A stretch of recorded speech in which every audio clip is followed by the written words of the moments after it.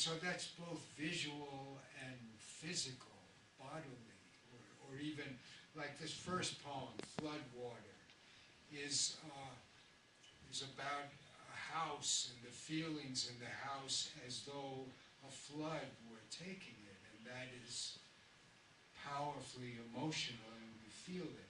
There's a lot of loss in this book. Some of it personal, but a number of poems that are reaching out to the whole human shebang.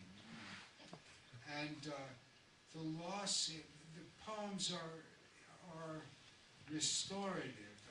In reading them, you remember why you felt that poems were restorative, that they heal, that they produce spiritual transformation.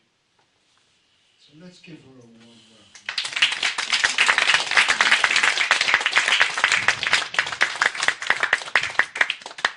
Well, that's quite an introduction. So I thank you so much. I am full of much gratitude tonight.